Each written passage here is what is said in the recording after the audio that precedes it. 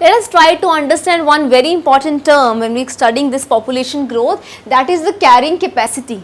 Carrying capacity is the environment's ability to provide necessary resources to support a population, and it points to the number of individuals that can survive in a given locality.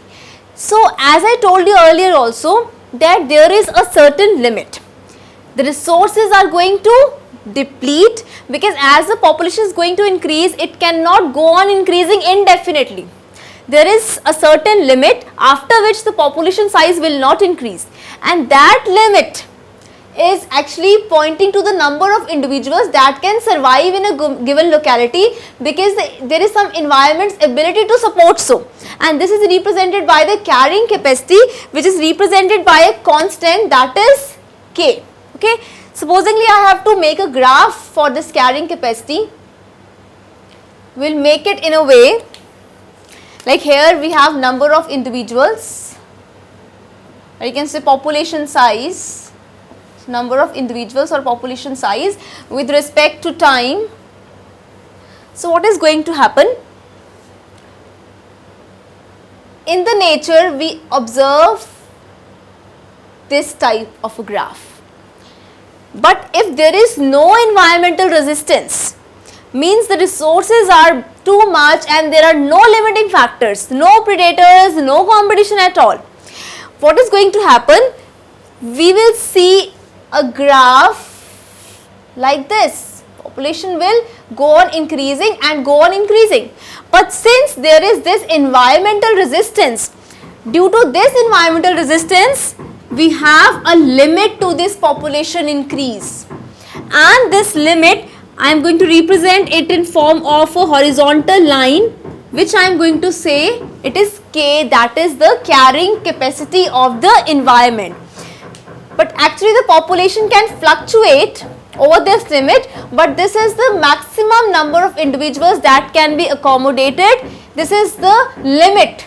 Due to what? Due to environmental resistance. So this carrying capacity K is represented by this, you can see this horizontal line. Okay. So carrying capacity, it is the environment's ability to provide necessary resources to support a population.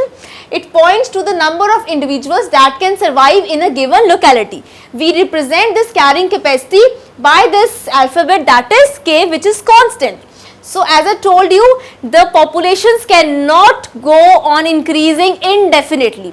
There is certain limit, and this limit is this carrying capacity. Why there is certain limit? Because of the environmental resistance. Okay. So this horizontal line is going to represent the carrying capacity. The population may actually fluctuate. It can go up, but only little bit. It can go up, it can go down, a little bit down also. But this is the limit. Okay. But if there is no environmental resistance, the population will go on increasing and increasing. That is shown by this dotted line. Okay. So this is how we can represent the carrying capacity. Let us see in this image what does it conveys. This is a sigmoid, or you can say S-shaped growth curve. So as I told you, we have 5 phases in that. The first phase is the adaptation phase. So the population grows rapidly in the exponential phase, then growth slows, the growth stops, and the population size stabilizes. At what? At the carrying capacity K. So this K, you can see this horizontal line. This is represented by this alphabet K, which is actually the carrying capacity of the environment.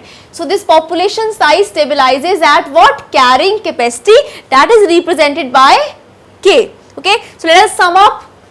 That carrying capacity is the environment's ability to provide necessary resources to support a population. It points to the number of individuals that can survive in a given locality. This is how you are going to show the carrying capacity. But in terms of a sigmoid growth curve, you are going to show the carrying capacity like this.